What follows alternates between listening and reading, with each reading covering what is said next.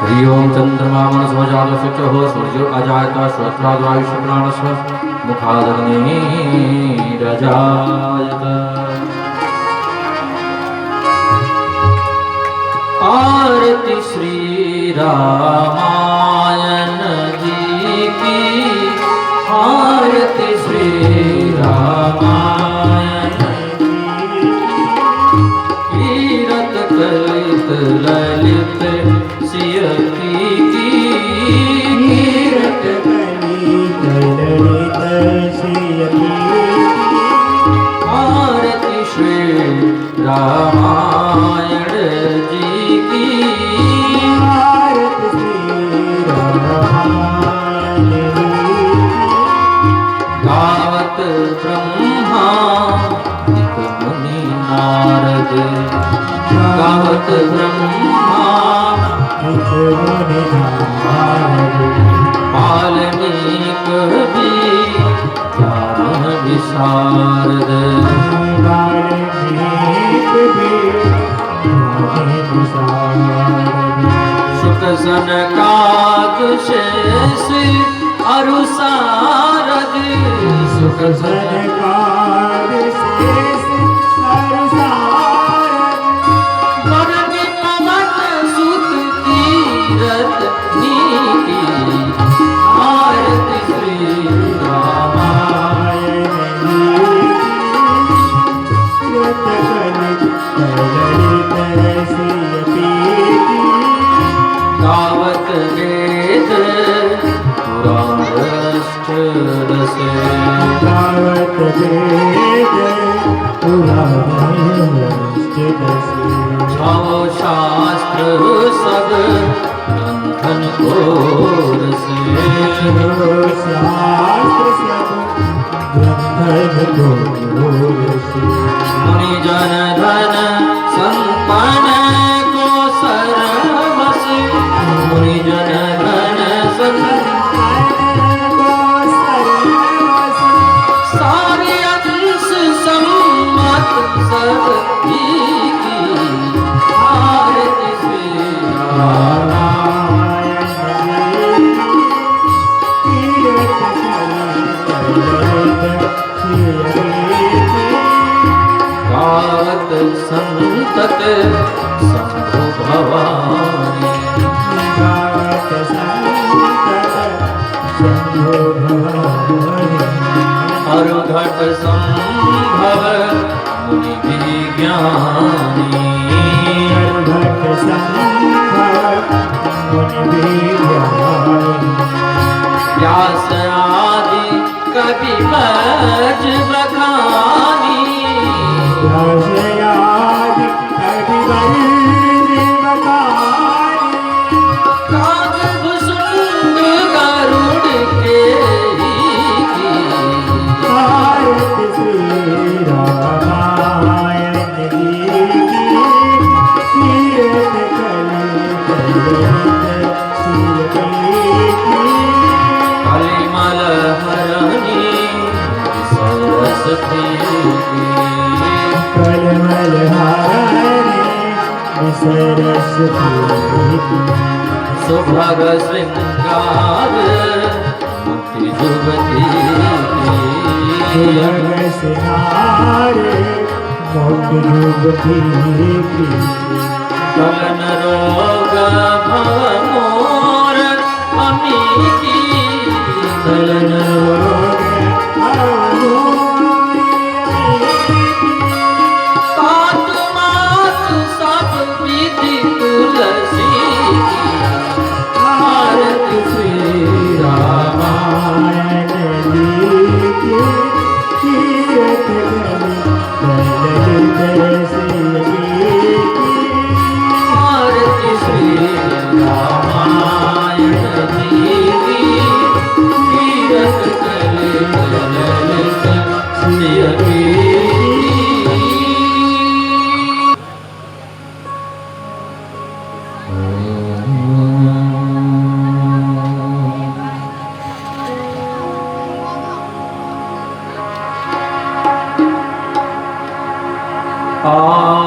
आइए हनुमंत विराजिए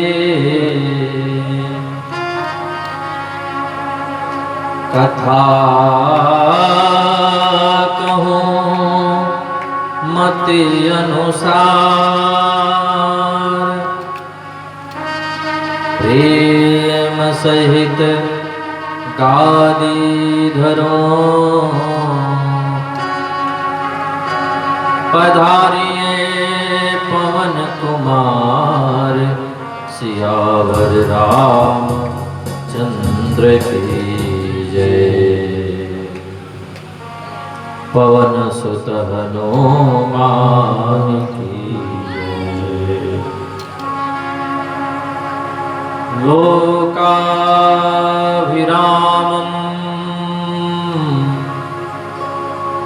रणरंगधीरं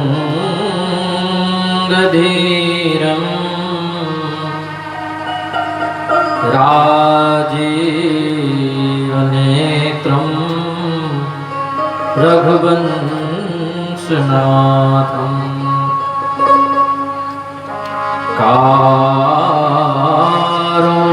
कारुण्यरूपं करुणाकरन्तं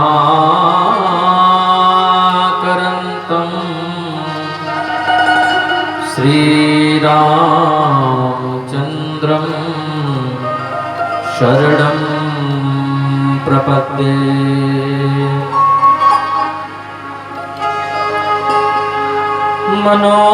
मनोजवं मारुततुल्यवेगं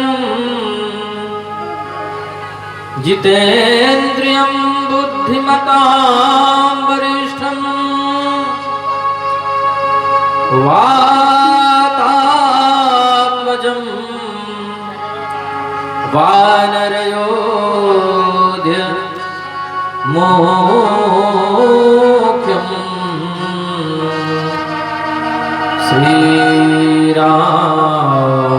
श्रीरामचन्द्रं शरणं प्रपद्ये। श्रीराम दूतं शरणं प्रपद्ये। जय सिया राम जय जय सिया राम जय सिया राम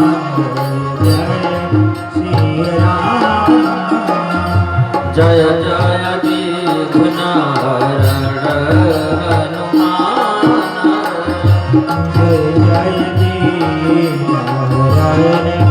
हनुमान जय सिया राम जय जय सिया राम जय सिया राम जय सिया राम जय जय विघ्नहरण हनुमान जय जय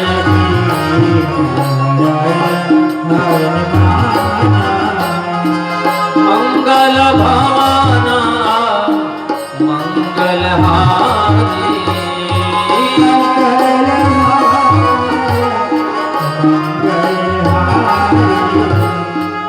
मंगल भावना मंगलहारी प्रभु सुदशरथ जीर बिहारी प्रभु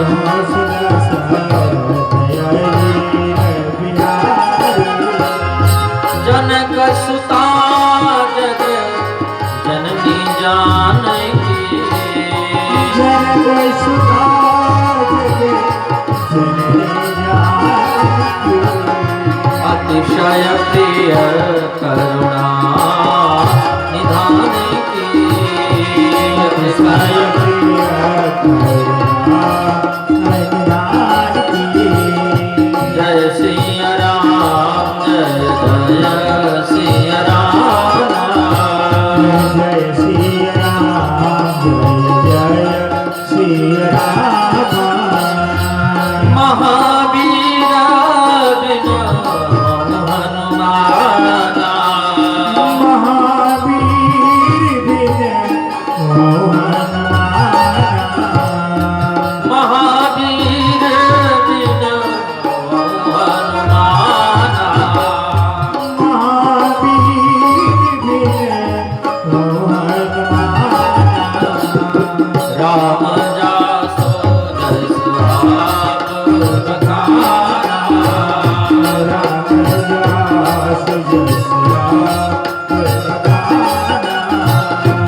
जय सिया राम जय जय सिया राम जय सिया राम जय जय सिया राम जय जय विघ्नहरण हनुमान जय जय विघ्नहरण हनुमान जय सिया राम जय जय सिया राम जय सिया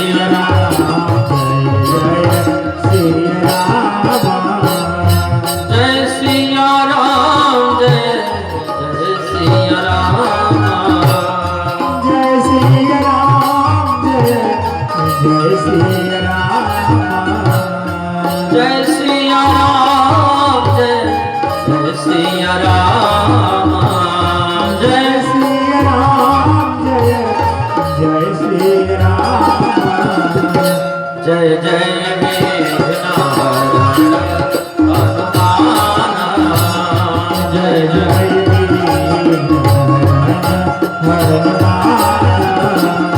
जय सिया राम जय सिया राम जय सिया राम जय सिया राम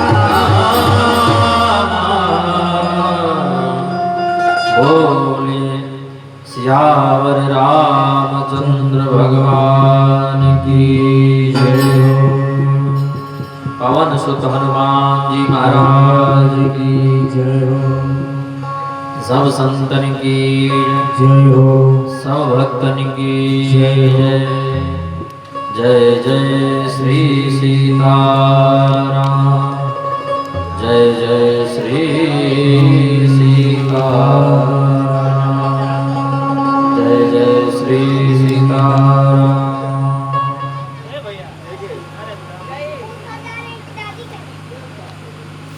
कल के कथा प्रसंग में हम सभी लोग श्रवण कर रहे थे।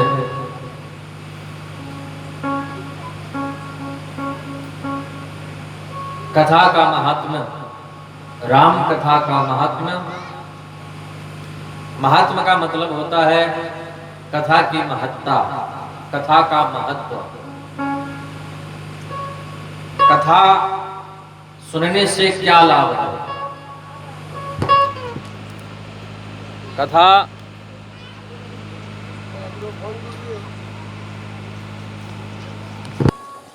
तो कथा से लाभ क्या है, फायदा क्या है, ये सब कल हम श्रवण कर रहे थे।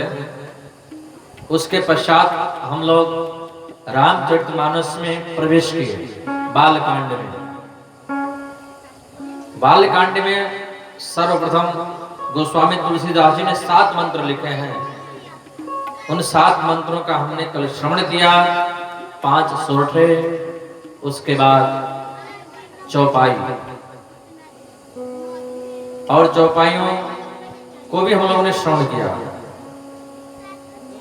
गोस्वामी तुलसीदास जी चौपाइयों की शुरुआत गुरु वंदना से ही करते हैं। बंदो गुरुपद पदों परागा, सूरज सुबासु सरस अनुरागा।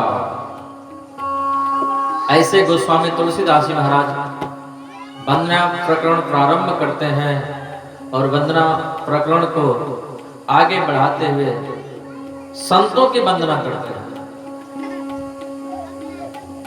क्योंकि सबको जब वंदन कर लेंगे तब कथा को प्रारंभ करेंगे। बोलो जय सिया राम।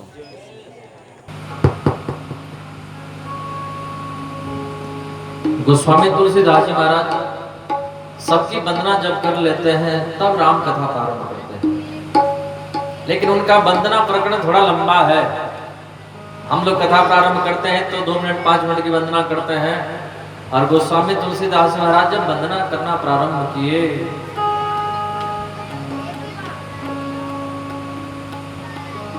सरस्वती जी की वंदना, गणेश जी की वंदना, शंकर जी की वंदना, पार्वती जी की वंदना, हनुमान जी महाराज की वंदना, वाल्मीकि जी की वंदना, सीता जी की वंदना, राम जी की वंदना, सीता राम दोनों की वंदना, नाम की वंदना, संतों की वंदना, अयोध्या की वंदना, अयोध्या की गलियों की वंदना, सरजू जी की वंदना, महाराज दशरथ की वंदना, चारों पुत्रों की वंदना, चारों पुत्र वधुओं की वंदना, महाराज जनक की वंदना, उनके परिवार जन की वंदना, चोरों की वंदना, छोटे चोर बड़े चोर डाकू सबकी वंदना, निंदा करने वालों की वंदना, निंदा सुनने वालों की वंदना। और अंत में कह दिया कि सिया राम मैं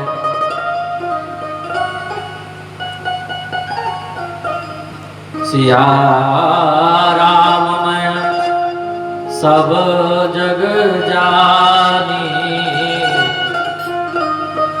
अकरहूं प्रणाम जोर जोग पानी। क्योंकि सही माने में जिनको गुरु मिल गए हो, वास्तविक गुरु, सच्चे गुरु, सदगुरु जिनको प्राप्त हो गए हो और उनसे जिसको ज्ञान मिला हो, उस सदगुरु देव के चरणों की धूलि को अंजन के काजल के रूप में जो अपने नेत्रों में लगा लिया हो, फिर उसको सारा संसार सीता राममय ही दिखाई देगा। बोलो जय सिया राम। तो वंदना प्रकरण में संतों की वंदना करते हैं। और आइए हम इस क्रम को आगे बढ़ाएं गोस्वामी तुलसीदास जी महाराज की नजरों से। कहते हैं कि मुद मंगलमय संत समाजो, जो जग जंगम तीरथ राजो। संतों का जो समाज है वो तीर्थ नहीं है, तो बोले तीर्थों का राजा है। तीर्थों का राजा कौन है मालूम है ना? प्रयाग, जहां कुंभ लगता है, प्रयागराज, वो तीर्थों का राजा है। तो संतों का जो समाज है वो तीर्थों का राजा है। राम भगति जहाँ सुर सरी धारा, राम भगति जहाँ सुर सरी सरसई ब्रह्म विचार प्रचारा, सरसई ब्रह्म विचार प्रचारा। राम भगति जहाँ सुर सरी धारा। प्रयागराज में 3 नदियां है ना, गंगा, यमुना और सरस्वती। संतों के पास भी 3 नदियां हुआ करती हैं। संतों के पास भी 3 नदियां हैं, गंगा है, यमुना है और सरस्वती है। 3 नदी कौन कौन है? बोले ज्ञान है, कर्म है, ज्ञान कांड है, कर्म कांड है और भक्ति कांड है। बोलो जय सिया राम।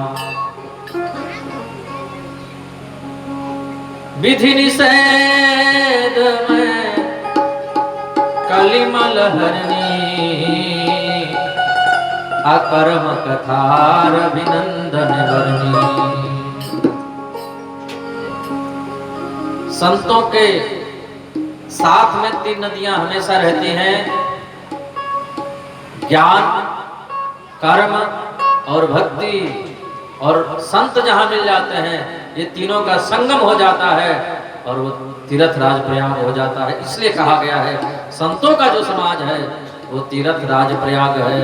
इसलिए गोस्वामी जी लिखते हैं, मुद मंगलमय संत समाजो,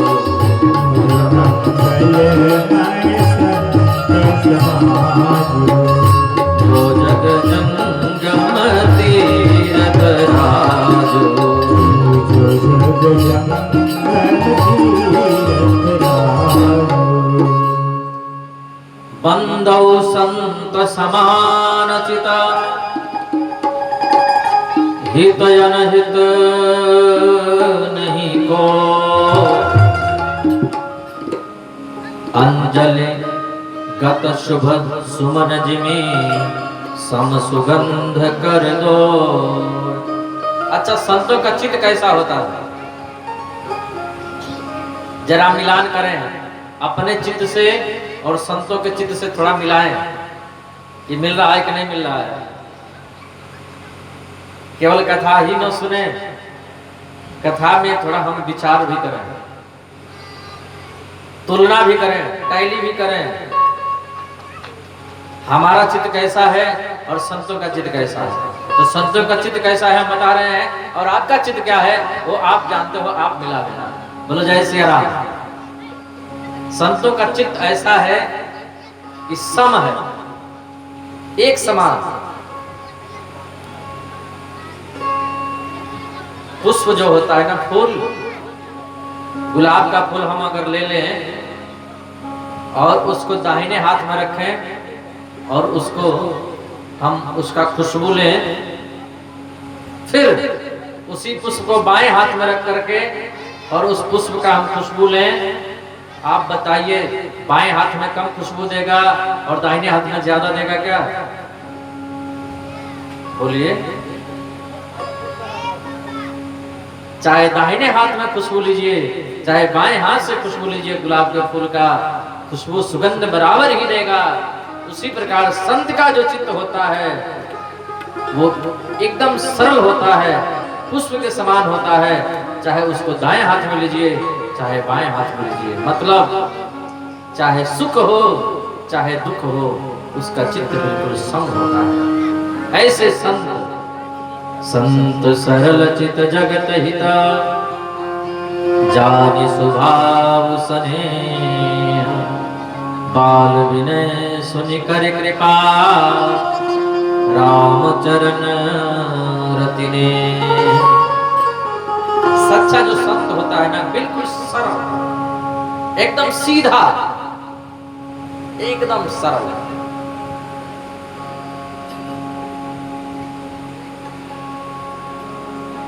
बिल्कुल जो बात बात में गुस्सा करे, ऐसे संत को भगवान क्षमा करेंगे। लेकिन सच्चा जो संत होगा एकदम सरल होगा, सीधा। ये जरा संत की व्याख्या है, सुनने लायक है और ग्रहण करने लायक है, समझने लायक भी है। इससे पता चल जाएगा कि संत कौन है और असंत कौन है। बोलो जय श्री राम। और ऐसे संत प्रेम दान कर सकते हैं, सब कुछ मिलता है, लेकिन ऐसे संत नहीं मिलते हैं। मिले कोई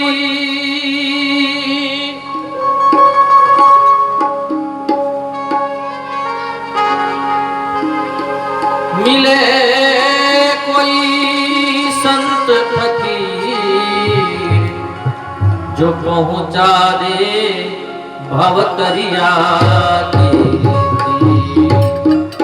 मिले कोई संत फकीर, जो पहुंचा दे भवतरिया की।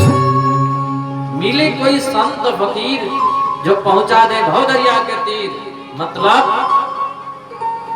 ऐसा कोई महात्मा मिल जाए जो हमको राम जी की याद में रोना सिखा दे। बोलो जय श्री राम। जो कन्हैया की याद में, जो राधा रानी की याद में, जो परमात्मा की याद में रोना सिखा दे, ऐसा कोई गुरु मिल जाए, ऐसा कोई महात्मा मिल जाए। बाकी हम संसार के लिए तो रोते रहते हैं, अपने घर परिवार बेटा बेटी के लिए रोते रहते हैं, लेकिन भगवान के लिए रोते हैं क्या? तो ऐसा कोई सद्गुरु मिले हमको, मिले कोई संत फकीर, जो पहुंचा दे भवदरिया के तीर। सब मिल जाता है लेकिन संत नहीं मिलते हैं। तात मिले, मुनि मात मिले, सुत भ्रात मिले, जीवती सुखदाई। राज मिले, गजबाज मिले, सब साज मिले, मन वांछित पाई। सुंदर और मिले सब ही पर, संत समागम दुर्लभ भाई। संत समागम दुर्लभ भाई। माता पिता मिल जाते हैं, सुंदर पत्नी भी मिल जाती है, बढ़िया मकान है, घर परिवार अच्छा है, बच्चे को नौकरी मिल गई तो सुंदर पत्नी भी मिल जाती है। बोलो जय सिया राम। लोक मिले परलोक मिले, ये लोक भी मिल जाता है, वैकुंठ भी मिल जाता है कदाचित।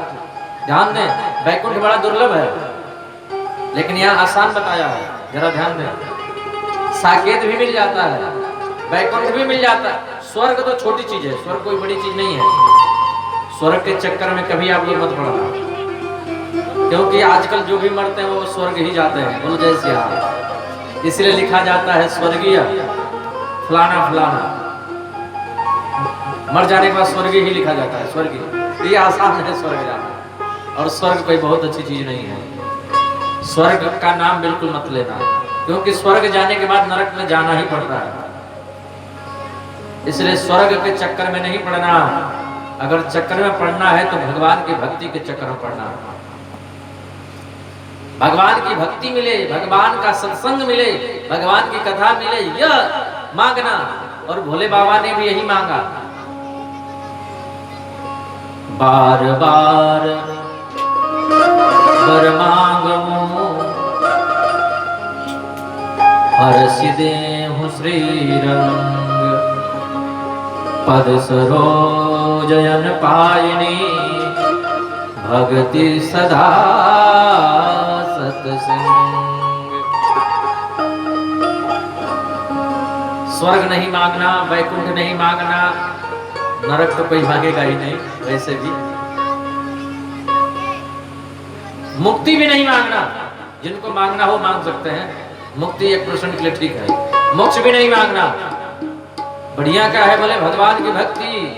भक्ति तात अनुपम सुख मोला, भक्ति तात अनुपम सुख मोला, मिलई जो संत होई अनुकूला, मिलई जो संत होई अनुकूला। वैसे तो भगवान से कभी कुछ मांगना नहीं, ध्यान दें, भगवान से कभी कुछ मांगना नहीं। भगवान की पूजा कर लेना, जब तक पाठ जो कुछ भी आए जो करते हैं आप कर लेना, लेकिन मांगना नहीं। और कभी मांगने का मन करे, क्योंकि सब लोग मांगते हैं तो हम भी बिना मांगे कैसे रह सकते हैं। अगर कभी मांगने का मन करे तो भगवान से धन दौलत नौकरी बेटा बेटी मत मांगना। कभी मांगने का भी मन आए तो भगवान से कह देना, प्रभु आपकी भक्ति मिले, भक्ति सदा सत्संग। आपकी भक्ति मिले, आपकी कथा मिले और आप मिलो। क्यों बोले आप मिल जाएंगे तो ये सब कुछ मिल जाएगा, नौकरी भी मिल जाएगी, बेटा बेटी घर परिवार मकान दुकान ये सब मिल जाएगा। भगवान मिल जाएंगे तो सब मिल जाएगा, लेकिन ये सब मिलेगा तो भगवान नहीं मिलेंगे। इसलिए मांगना हो तो भगवान को मांगे। मैं अगर मांगू तुझे पर तुम न देना कुछ मुझे, हे प्रभु यदि आपसे मैं कुछ छोटी वस्तु मांग लो, छोटी मोटी वस्तु का मतलब यही सब संसार की चीजें, बेटा नहीं हो रहा है प्रभु बेटा दे दो, नौकरी नहीं लग रही है, परीक्षा पास नहीं हो रहा, ये सब छोटी छोटी चीजें, बहुत छोटी। तो बड़ी चीज क्या है बोले भक्ति सदा सत्संग।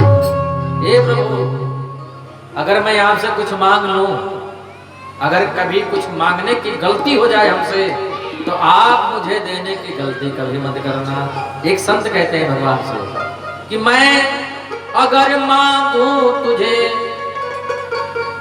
पर तुम न देना कुछ मुझे, वरना आशिक नहीं मजबूर हो जाऊंगा मैं। हे राम जी आपसे हमने कुछ मांगा और आपने कुछ दे दिया तो मैं आपका भक्त नहीं कहलाऊंगा, आपका प्रेमी नहीं कहलाऊंगा, आपका दास नहीं कहलाऊंगा, तो मैं तो मजदूर हो जाऊंगा, क्योंकि आपकी भक्ति की और आपने हमको कुछ दे दिया। इसलिए भगवान से प्रयास हो कि कुछ न मांगे। और ऐसी भगवान की भक्ति कौन देता है? बोले संत कृपा कर देते हैं तो भगवान की भक्ति सहज में ही मिल जाती है। मिलई जो संत हो ही अनुकूला, ये सब मिल जाता है, लेकिन भगवान का सत्संग बड़ा मुश्किल है, संत का संग बड़ा मुश्किल है।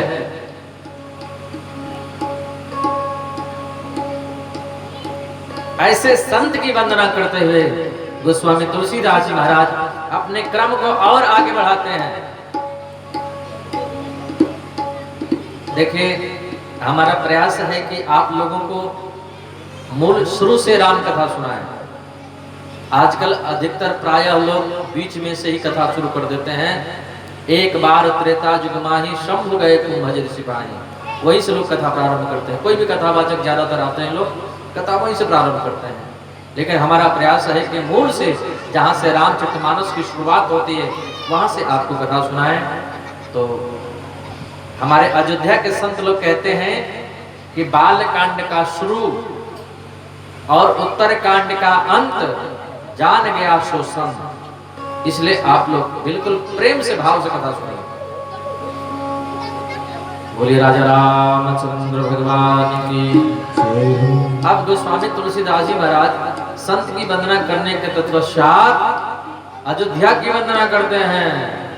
और अयोध्या की वंदना तो आज करने लायक है। बोलो जय सिया राम।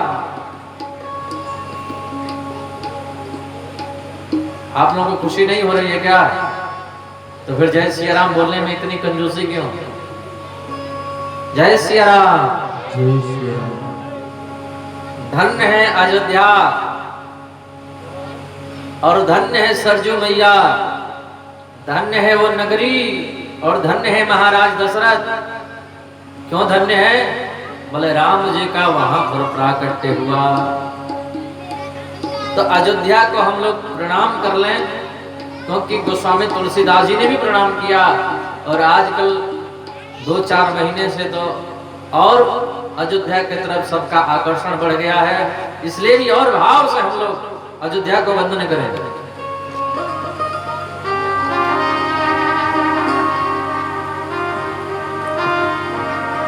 सीताराम जी की प्यारी राजधानी लागे, राजधानी लागे। मोहे मीठो मीठो सरजू जी को पानी लागे। सीताराम जी की प्यारी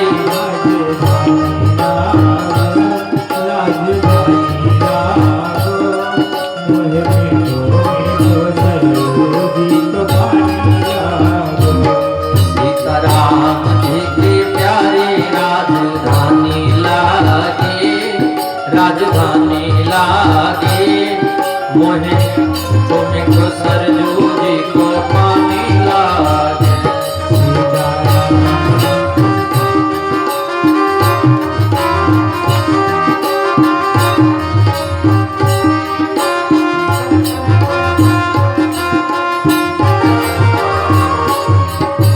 धन्य कौशल्या धन्य कहती, धन्य सुमित्रा मैया।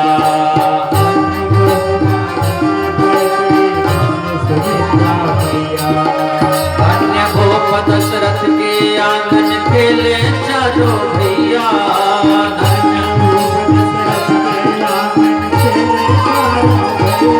मीठी तो गली रसीली प्रभु की वाणी लागे, प्रभु की वाणी लागे। मोहे मीठो मीठो सरजू जी को पानी लागे। अयोध्या जी की प्यारी राजधानी लागे, राजधानी लागे।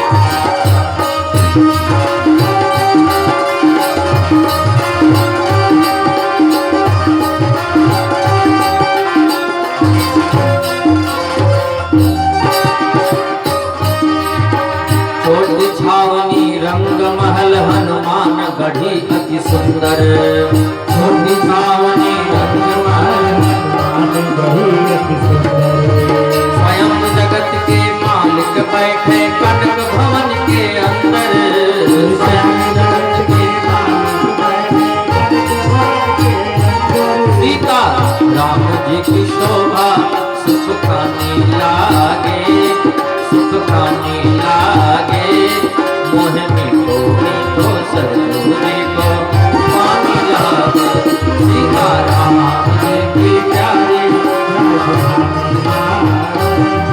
राजधानी लागे मोहे मीठो मीठो सरजूरी को पानी लागे।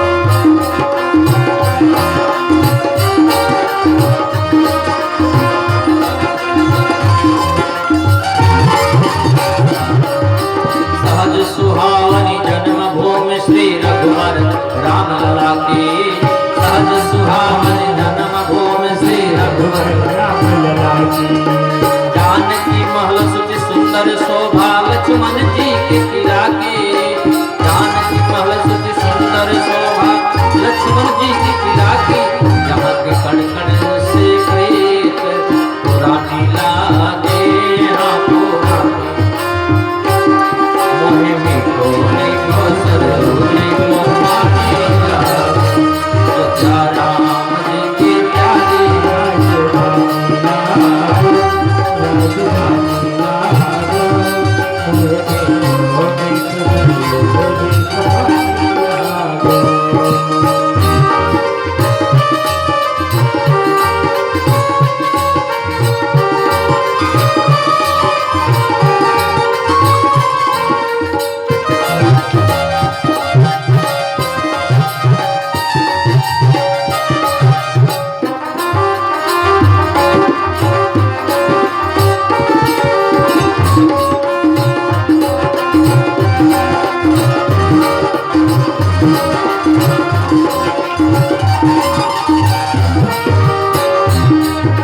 जय सिया राम दंडवत भैया मधुरी पानी बोले सिया राम भैया मधुरी वाणी बोले करे कीर्तन संत मगन मन गलियन गलियन डोले करे कीर्तन संत मगन मन गलियन सीता राम नाम धुन बड़ी प्यारी लागे मस्तानी लागे मोहे मीठो मीठो सरजूरी को पानी लागे सीता राम जी की प्यारी लागे राजधानी लागे मोहे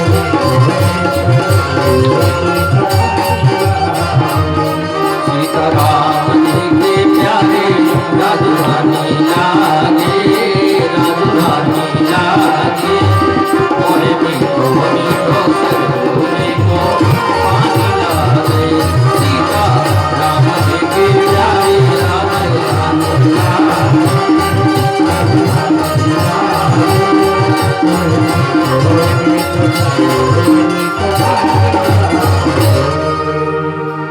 सीताराम जी की प्यारी राजधानी लागे राजधानी लागे मोहे मीठो मीठो सरजू जी को पानी लागे। बोलिए अयोध्या धाम की जय। श्यावर रामचंद्र भगवान की जय हो।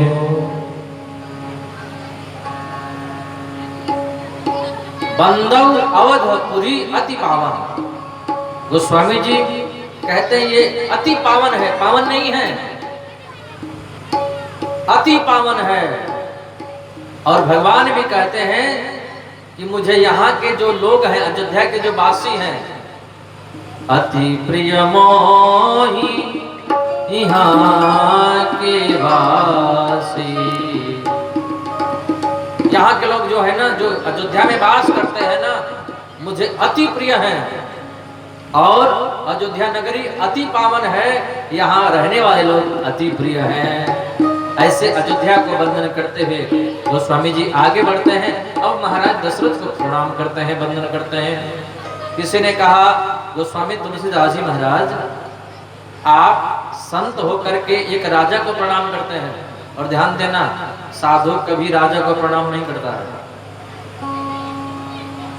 साधु कभी किसी बड़े राज महाराज, कितना भी वो धनी हो, कितना भी बड़ा राष्ट्रपति हो, प्रधानमंत्री क्यों न हो, साधु कभी प्रणाम नहीं करता है।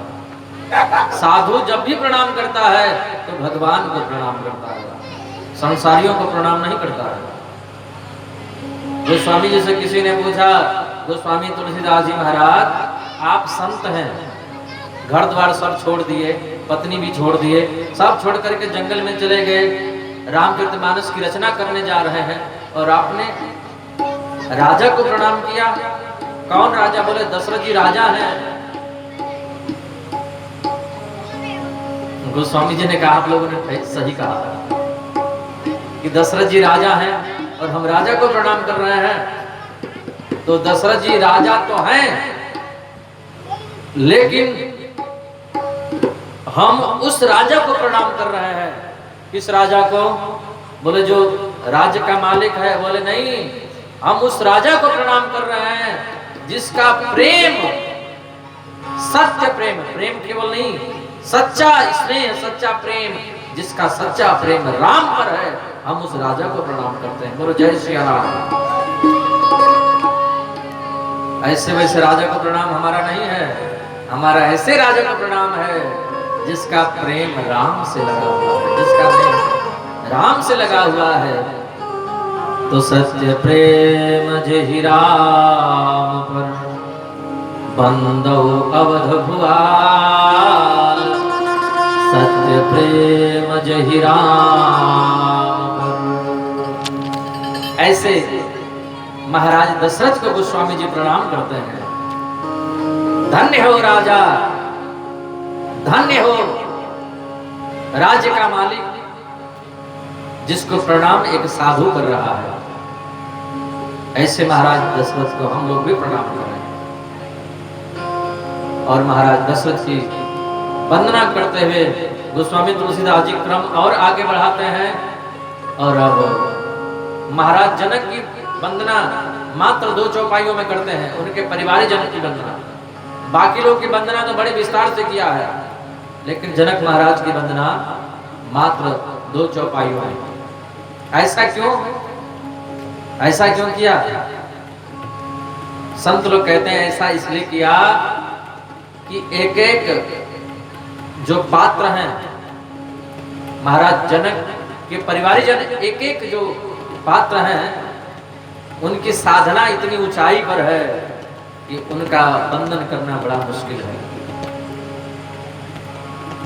क्या मांडवी, क्या श्रुति कीर्ति, क्या उर्मिला हैं?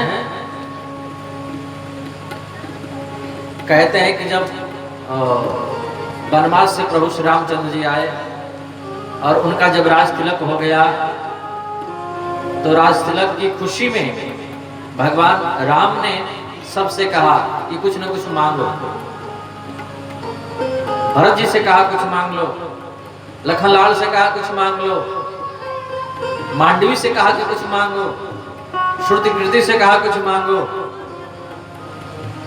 भरत जी से कहा तो भरत जी ने क्या मांगा? भरत जी ने कहा प्रभु मेरी तो एक ही मांग है, वो प्रसिद्ध मांग है। क्या? जन्म जन्म रति राम पद, जब वरदान नया। मुझे आपके चरणों की प्रीति मिले, जन्म जन्मांतर तक आपके चरण मिले, ये भरत जी ने मांगा। मांडवी ने क्या मांगा? मांडवी ने कहा प्रभु आपका जब वनवास हुआ ना, आप जब वन में गए ना, हाँ, जो बलकल वस्त्र पहन करके आप जब निकले और अयोध्या की ऐसी परिस्थिति बनी, पूरे अयोध्यावासी रोते बिलखते तड़प रहे हैं, कोई किसी को संभालने वाला नहीं है। इतना बड़ा संकट अयोध्या पर आया, इतनी बड़ी विपत्ति आई जब राम जी वन को गए। प्रभु ऐसी विपत्ति में, ऐसी विषम परिस्थिति में हम लोग हिले नहीं, डुले नहीं, आप बस वही कृपा कर दो, ऐसी स्थिरता बनी रहे, ऐसी दृढ़ता बनी रहे, ऐसा हमारा मनोबल दृढ़ रहे, बस यही दे दो। लखनलाल से पूछा गया आपको क्या चाहिए? लखनलाल की तो एक ही मांग है, प्रभु हम आपके संग में रहेंगे, सारी दुनिया एक तरफ और लखनलाल एक तरफ। वैसे सरजू के किनारे जब कभी खेल होता था ना, कोई खेल जब सरजू के किनारे होता था तो चारों भाई जब जाते थे तो दो भाई एक तरफ रहते थे, दो भाई एक तरफ रहते थे। तो कभी कभार राम जी के साथ शत्रुघ्न जी आ जाते थे और लखनलाल भरत जी के साथ में ऐसा बंटवारा जब होता था तो लखनलाल सब कुछ छोड़ करके, सब नियम तोड़ करके राम जी की ओर भाग आते थे। हम तो राम जी की ओर ही रहेंगे, बोलो जय सिया राम। तो लखनलाल ने कहा प्रभु आपका साथ मिले और कुछ नहीं चाहिए, और परमात्मा का साथ जिसको मिल जाए उसको और क्या चाहिए। इसलिए तो भगवान कृष्ण जब जा रहे थे स्वधाम तो उद्धव से कहा उद्धव तुम विदुर के पास जाओ, और विदुर के पास जब उद्धव जी आए तो विदुर ने कहा उद्धव तुम कितने बड़े भाग्यवान हो। क्यों? बोले भगवान का साथ तुम्हें मिला। परमात्मा का सानिध्य जिसको मिल जाए वो कितना बड़ा भाग्यवान होता है। लखनलाल ने राम जी का साथ मांगा। उर्मिला से पूछा गया तुमको क्या चाहिए? उर्मिला बोले हमको कुछ नहीं चाहिए। अरे हम रघुकुल की बहू बन करके आई हैं, ऐसे कुल की बहू बन करके आई हैं जिसकी गाथा चारों युगों युगों में गाया जाता है, जिसका नाम हर साधु हर महात्मा हर ध्यानी ज्ञानी जन लेते हैं। ऐसे कुल में मैं बहू बन करके आई हूँ, मुझे कुछ नहीं चाहिए। शत्रुघ्न जी से मांगा, पूछा गया आपकी क्या मांग है? शत्रुघ्न ने कहा बस मुझे भरत भैया की सेवा मिले। भरत क्या है? संत है, और संत की सेवा मिल जाए इससे बड़ा सौभाग्य और क्या हो सकता है। शत्रुघ्न जी ने भरत भैया की सेवा मांगी, लेकिन बारी जब श्रुतकीर्ति की आई, बेटी तू मांग तुम्हें क्या चाहिए? राम जी ने कहा श्रुतकीर्ति बेटी मांग तुम्हें क्या चाहिए? श्रुतकीर्ति ने कहा प्रभु आप जिन वस्त्रों को पहन करके बन गए थे ना वनवास में, वो जो बलकल हैं, वो जो वनवास के कपड़े हैं, वो वनवास के जो ड्रेस हैं, वो सब उठा करके आप मुझे मेरे आंचल में डाल दो। राम जी ने कहा तो ये क्या मांग रही है? श्रुतकीर्ति ने कहा प्रभु ये जो अयोध्या का साम्राज्य है, अयोध्या का वैभव है, अयोध्या की जो सुख सुविधाएं हैं, इन सुख सुविधाओं में फंस करके कहीं मैं वो दिन न भूल जाऊं जो आपको वनवास हुआ था, जो आपको तकलीफ मिली थी, जो आपको कष्ट मिला था। ये बलकल प्रसादी यदि मेरे सामने रहेगा ये बलकल को देख करके, ये वनवास के कपड़े को देख करके मैं त्याग, समर्पण और बलिदान का जीवन व्यतीत करूंगी प्रभु, बस मुझे यही दे दो और कुछ नहीं चाहिए। तो कहते हैं कि एक एक जो पात्र हैं इतनी ऊंचाई पर हैं कि उनकी वंदना कर पाना मुश्किल है। इसलिए गोस्वामी तुलसीदास जी महाराज मात्र 2 चौपाइयों में जनक महाराज और उनके परिवार की वंदना करते हैं। बंदव परिजन सहित विदेहो, बंदव परिजन सहित विदेहो, जाहि राम पद गूढ़ स्नेहो, जाहि राम पद गूढ़ स्नेहो, जोग भोग मह राखेउ गोई, जोग भोग मह राखेउ गोई, राम बिलोकत प्रभु के सोई, राम बिलोकत प्रभु के सोई, बंदव परिजन सहित विदेहो, बंदव परिजन सहित। ऐसे जनक महाराज की वंदना और उनके परिवारजन की वंदना गोस्वामी तुलसीदास जी महाराज करके कथा को आगे बढ़ाते हैं। अब चारों भाइयों की वंदना आती है, लेकिन यहाँ भी कुछ क्रम उल्टा हो गया। जरा विचार करें, ध्यान देंगे तो बहुत आनंद आएगा। यहाँ भी थोड़ा क्रम उल्टा हो गया। चारों भाइयों की वंदना में राम जी की वंदना पहले होनी चाहिए कि नहीं? क्योंकि राम जी सबसे बड़े हैं, तो राम जी की वंदना होनी चाहिए। लेकिन यहाँ क्रम उल्टा हो गया है। राम जी की वंदना पहले नहीं है, पहले भरत की वंदना है। और भरत है साधु। भगवान ने उचित न्याय दे दिया कि पहले साधु की वंदना करो, बाद में हमारी वंदना करो। मोते अधिक संत करी लेखा, ये 8वीं भक्ति है।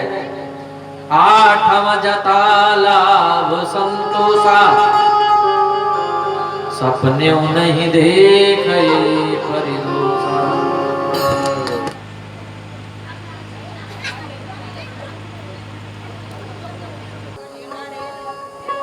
बोले राजा रामचंद्र भगवान की जय। तो भरत जी की वंदना गोस्वामी तुलसीदास जी महाराज करते हैं। आइए हम चौपाइयों का गान करें। कुछ चौपाइयों को हम लोग भी गाएं, आप भी गाएं, सब लोग गाएं।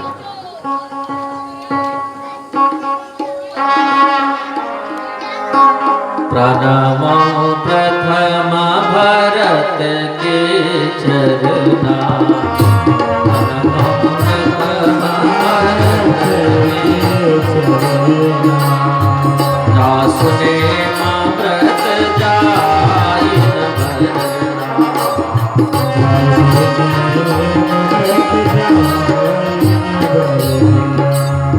राम चरण पंकज मन जासो,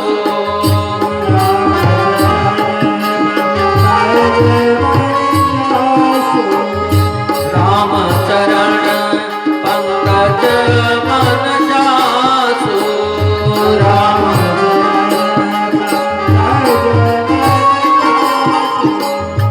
लोभ मधु पाइवा तजई न पासो,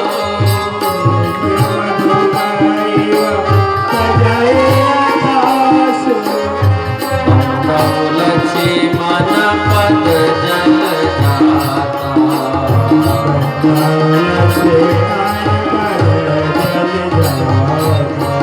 शीतल सुभग भगत सुखदाता,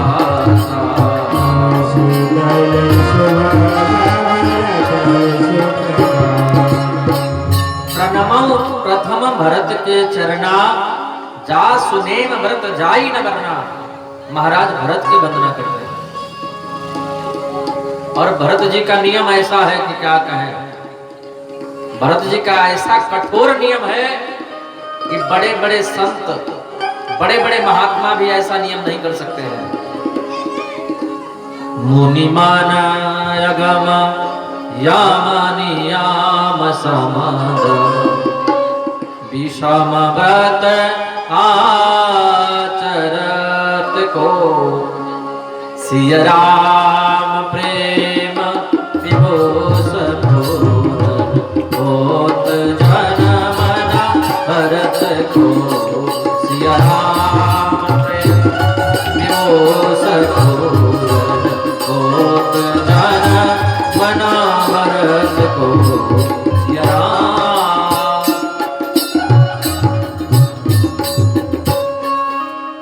भरत जी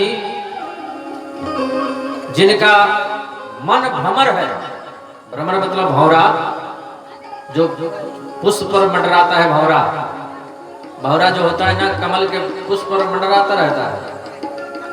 जैसे ही सूर्य निकला तो कमल खिला, और जब कमल खिला तो भौरे गुंजार करने लगते हैं, और जब शाम हो जाती है ना तो धीरे धीरे कमल बंद होने लगता है, लेकिन भौरा उसी कमल के पुष्प पर बैठा रहता है। और जैसे ही रात्रि होती है वो कमल बंद हो जाता है और भौरा उसी में कैद हो जाता है, उसी में घिर जाता है, चारों तरफ से बंद हो जाता है, रात भर निकलने का प्रयास करता है, लेकिन निकले कैसे? निकलेगा तब जब कमल खिलेगा तब, और कमल कब खिलेगा? जब सूर्य निकलेगा तब। तो जब सूर्य निकले कमल खिले तब भौरा उसमें से निकले बाहर, मुक्त हो। तो भरत जी का जो मन है वो भी भौरा है, भरत जी का जो मन है वो भी भ्रमर है, भौरा है। और वो भरत जी का मन रूपी भौरा कहाँ फंसा हुआ है? तो कमल में। कमल क्या है? बोले जो राम जी का चरण है वही तो कमल है। भगवान राम के चरण रूपी कमल में भरत जी का मन रूपी भौरा फंसा हुआ है। चरण कमल बांधो हरि राई, राम जी का चरण कमल के समान है, इसलिए तो गाते हैं नव कंज लोचन कंज पद कंजारु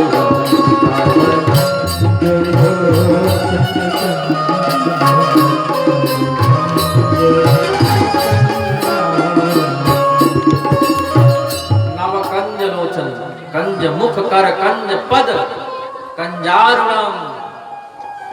भगवान का चरण कमल है, और भगवान के चरण रूपी कमल में, कमल रूपी चरण में भरत का जो मन रूपी हो रहा है वो ऐसा फंस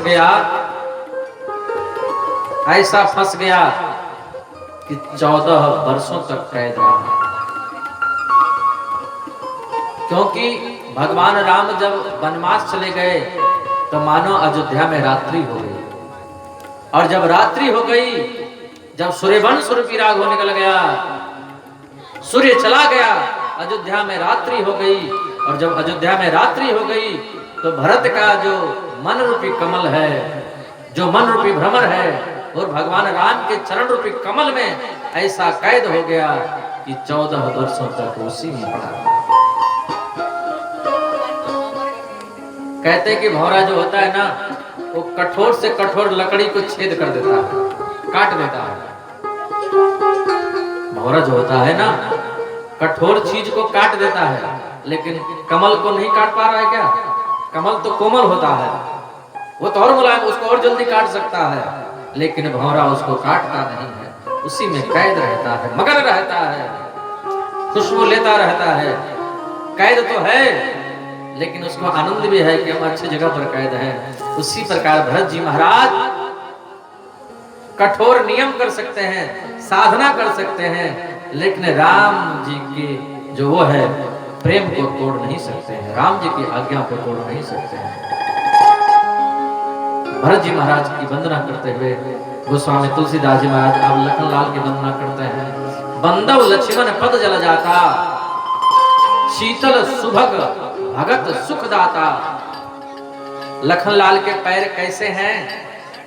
बोले शीतल हैं और सुभग हैं, माने सुंदर हैं। लखनलाल के पैर सुंदर हैं। एक बात बताइए, हम लोग बिना पदत्राण के, बिना पैरों के, बिना चप्पल जूता के यदि खेतों में घूमे, रोड पर घूमे, तो हमारे चरण सुंदर रह सकते हैं क्या? तो जो लखनलाल 14 वर्षों तक जंगल में घूमे और उनके चरण सुंदर कैसे हैं? उसमें कांटे लगने चाहिए,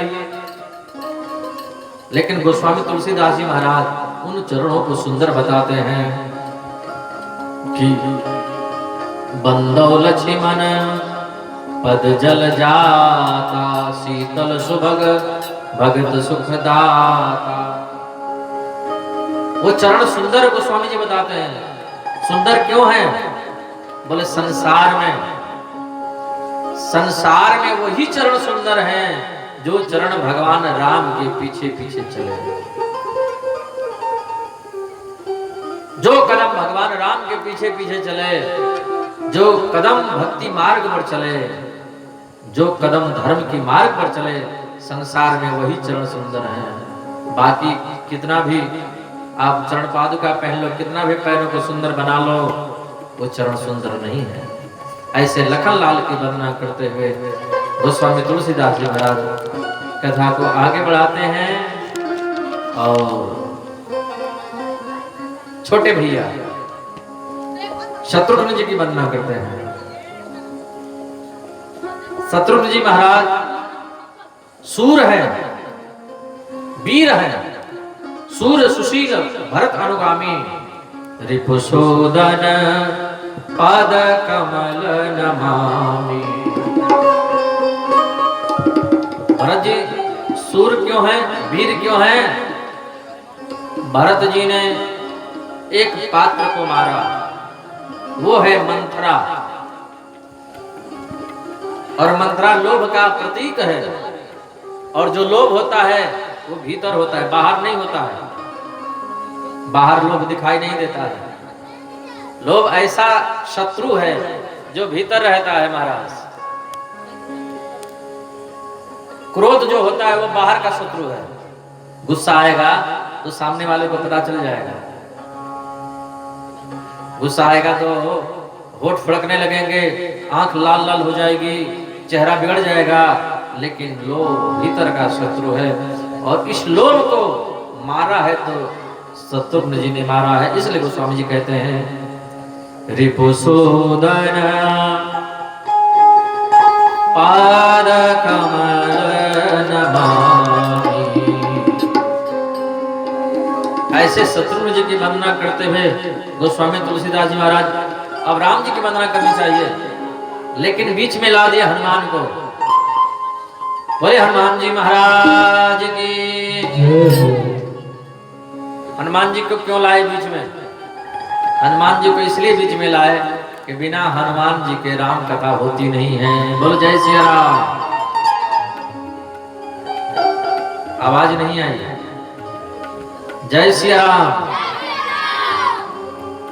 जय श्री राम।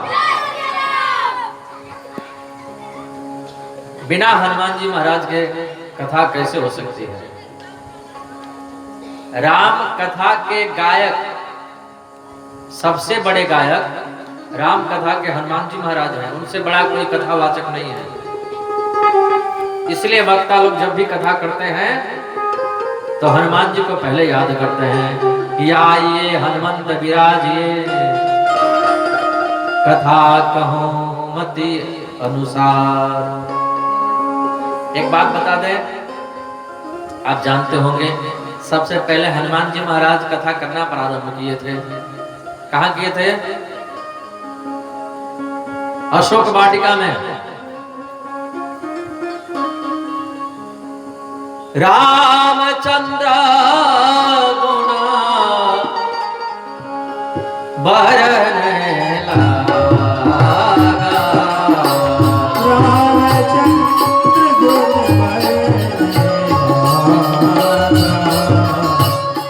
रामचंद्र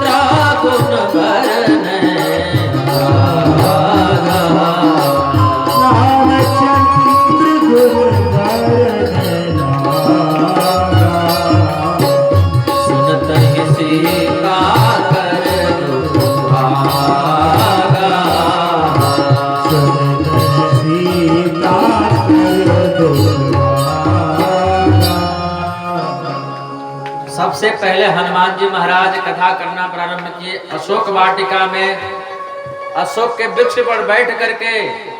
तब से नियम हो गया कि जो कथा करे उसको ऊपर ही बैठाना चाहिए। बोलो जय सिया राम। हनुमान जी महाराज राम कथा के गायक भी हैं और श्रोता भी हैं। जहां भी कथा होती है सबसे पहले हनुमान जी महाराज आते हैं। यहाँ पर हनुमान जी महाराज तो पहले से विराजमान हैं। बोले कौन सुध हनुमान जी महाराज की। या हनुमान जी पहले से ही विराजमान हैं। बहुत प्रसन्न हो रहे होंगे कि हमारे इतने सारे भक्त लोग राम कथा करवा रहे हैं। हनुमान जी को प्रसन्न करना हो तो राम कथा करवाइए। हनुमान जी गदगद हो जाते हैं, प्रसन्न हो जाते हैं और पूरे गांव वालों पर हनुमान जी की बहुत बड़ी कृपा बरस रही है। बोले कौन सुध हनुमान जी महाराज की। क्योंकि हनुमान जी महाराज उनको एक ही चीज का चस्का लगा है। चस्का समझते हैं ना, एक ही चीज की आदत। तो हनुमान जी को एक चीज का चस्का है। वो चस्का क्या है?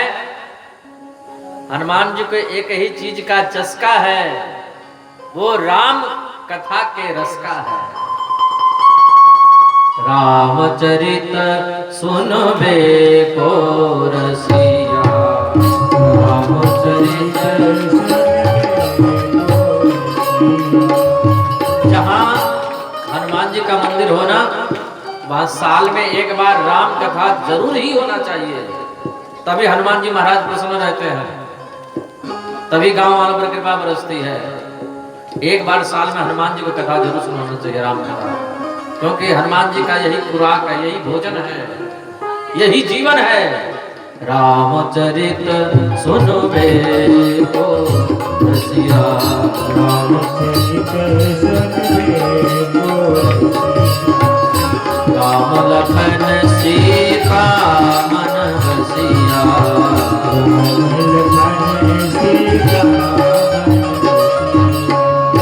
ऐसे हनुमान जी महाराज को हम लोग वंदन करते हैं, प्रणाम करते हैं। जो मंगल की मूर्ति हैं, मारुति नंदन हैं और सकल अमंगल दूर करने वाले हैं। पवन तनय संतन हितकारी, हृदय विराजत अवध बिहारी। बोले पवन सुत हनुमान जी महाराज की। राजा रामचंद्र भगवान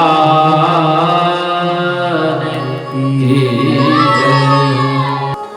तो मंगल मूर्ति मारुति नंदन, सकल अमंगल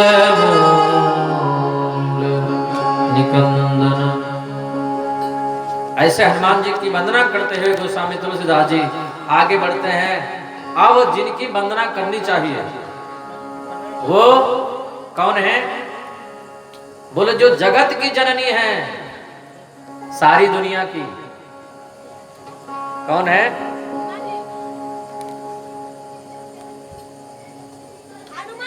श्री सीता जी, जो जगत की माता हैं और राम जी की अतिशय प्रिय हैं, करुणा निधान की अतिशय प्रिय जो हैं, वो गोस्वामी जी कहते हैं। जनक सुता जग जननी जानकी, अतिशय प्रिय करुणा निधान की। ताके युग पद कमल मनाम, अजासु कृपा निर्मल मति पावम।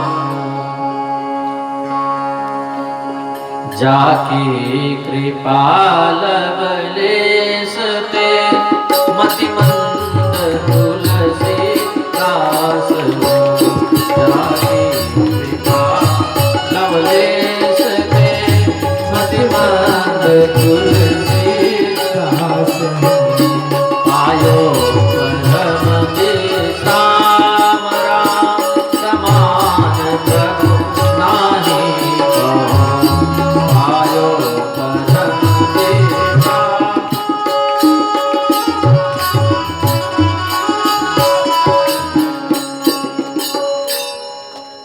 देखिए सीता जी खुद ब्रह्म हैं। राम और सीता में कोई भेद नहीं है। सीता जी खुद ब्रह्म हैं।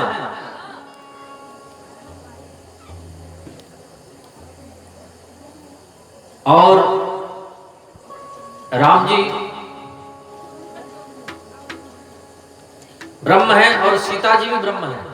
एक ही ब्रह्म के दो हिस्से हो गए, एक अयोध्या में और दूसरा मिथिला में। बोलो जय श्री राम। गोस्वामी तुलसीदास जी महाराज सीता की वंदना करते हैं कि सीता मां है और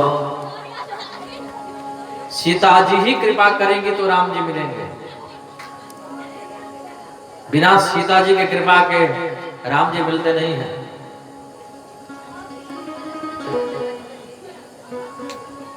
बालक जब छोटा है, अभी बालक जब 3-4 वर्ष का होता है और पिताजी विदेश चले गए,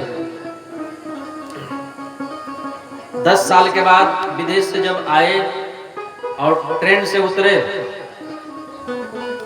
एयरपोर्ट पर आए, एयरपोर्ट से ट्रेन पकड़े, ट्रेन से जब उतरेंगे तो माँ कहेगी बेटा तेरे पिता आ रहे हैं। तो बेटा बहुत जल्दी करेगा, बहुत जल्दी करेगा। माँ मैं जाऊं पिता को लेने के लिए, मैं जाऊं, पिताजी आ रहे हैं, मैं जाऊं। तो माँ मुस्कुराएगी और माँ कहेगी तू बहुत जल्दी कर रहा है पिता को ले आने के लिए। लेकिन एक बात बता, क्या अपने पिता को तुमने देखा है?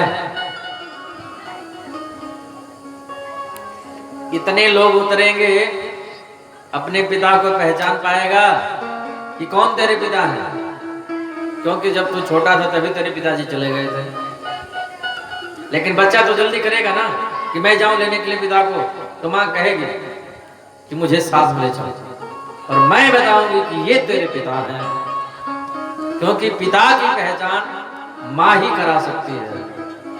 तो राम जी हैं पिता और सीता जी हैं मां। गोस्वामी तुलसीदास जी महाराज सीता जी को मनाते हैं कि आप माता हैं और आप ही पिता की यानी राम का पहचान करा सकते हैं। इसलिए गोस्वामी तुलसीदास जी कहते हैं कि ताके जुगा पद कमाल मनाओ, जासु कृपा निर्मल मति पाओ। ऐसे सीता जी की वंदना करते हुए अब राम जी की वंदना करते हैं। पुनिमान वचन करम रघुराय, पुनिमान वचन करम रघुराय, चरण कमल बंधु सब लाय,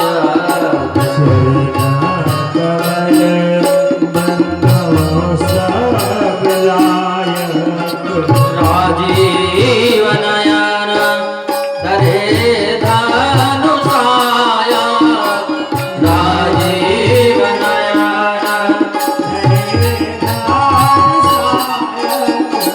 भगत विपत बंधन सुखदाय, भगत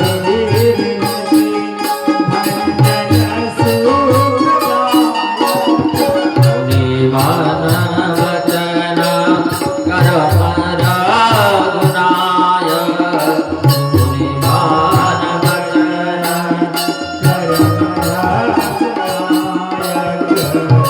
पुनिमान वचन करम रघुनायक।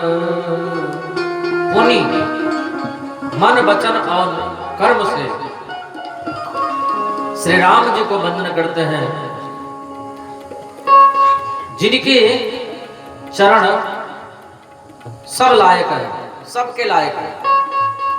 भगवान राम का चरण ऐसा है जहां पर सब कोई पहुंच सकता है। राजीव नयन धरे धनुषायक, भगत विपत्ति भंजन सुखदायक।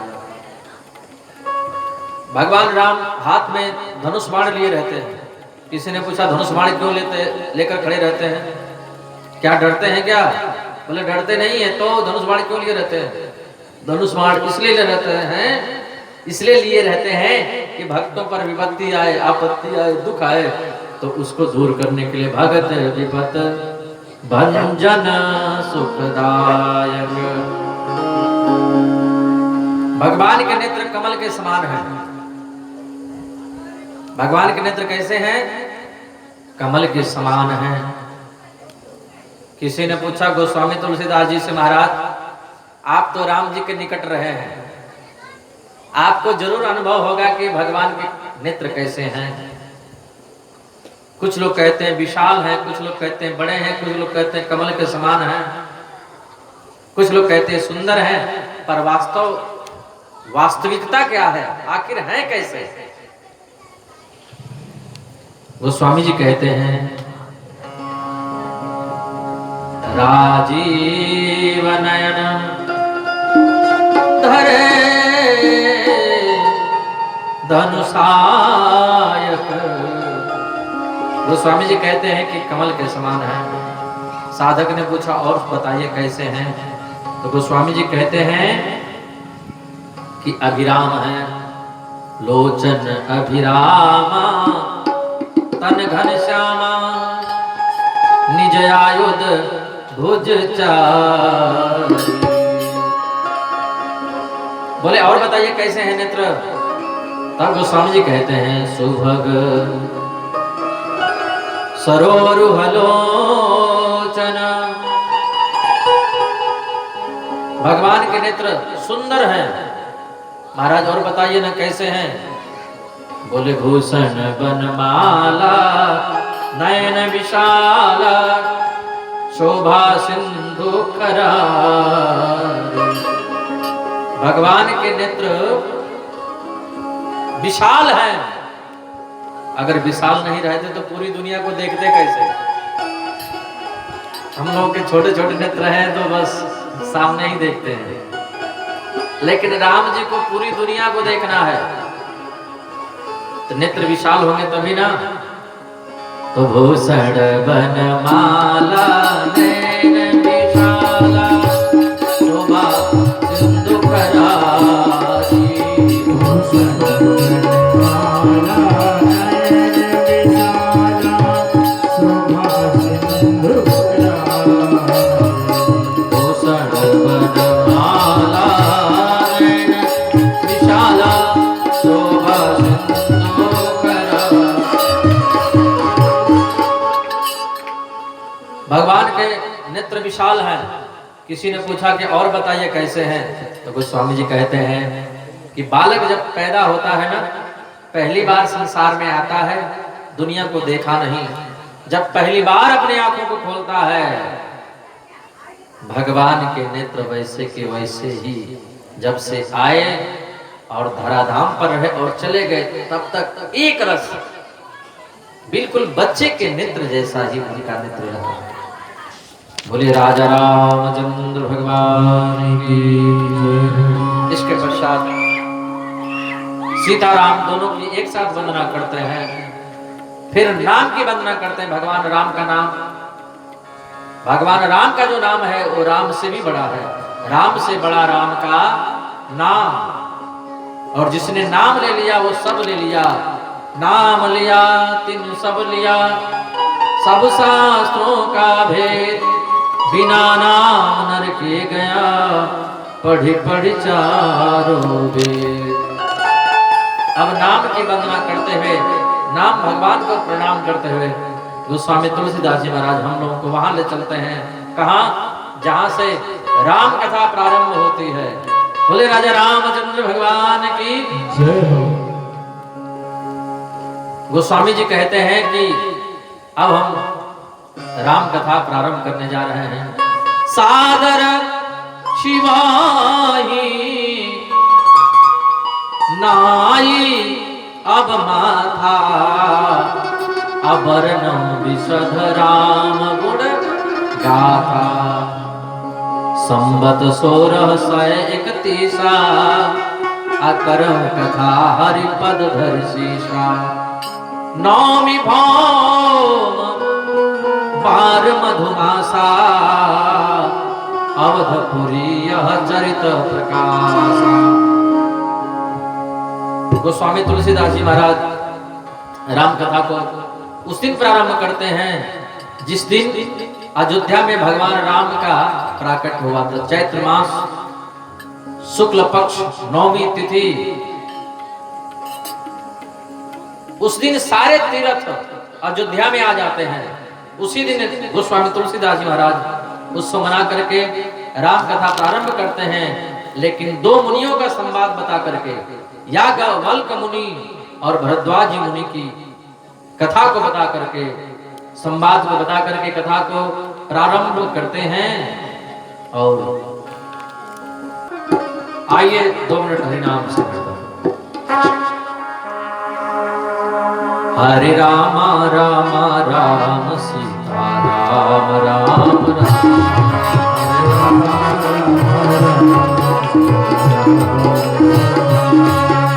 हरे राम राम राम सीता राम राम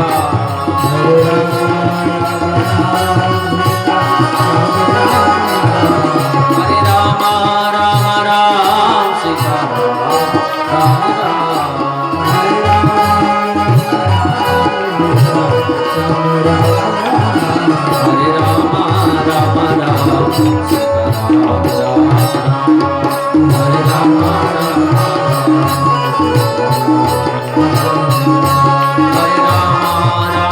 सीता राम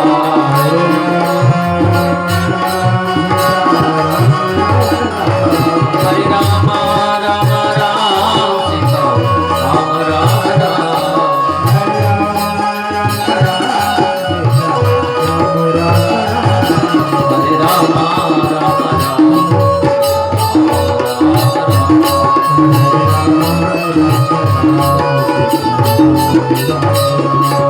सीताराम राम सीताराम राम। आइए हम लोग रामायण जी की आरती करते हैं। सभी लोग खड़े हो जाएं। आरती श्री रामायण जी की,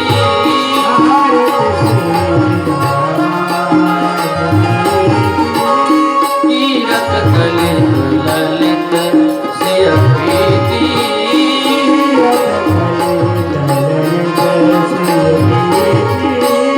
गावत ब्रह्मा मुनि नारद वाल्मीकि नारद सारद, सुख सनकादि शेष अरु सारद, परनि पवन सुत कीरत कीकी आरती।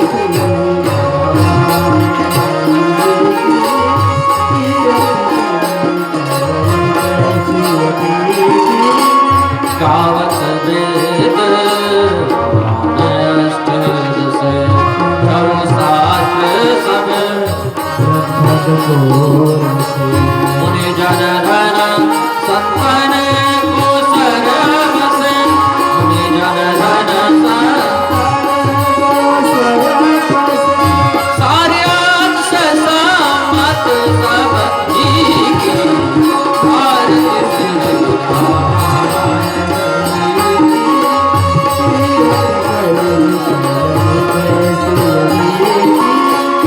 गावत संतत साधु भवानी, गावत संतत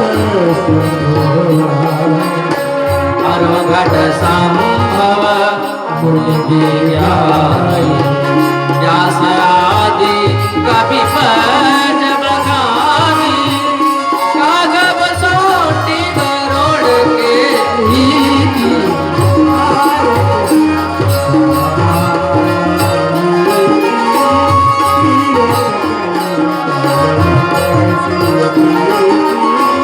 कलिमल मरनी सरस्वती, सुभग श्रृंगार रोग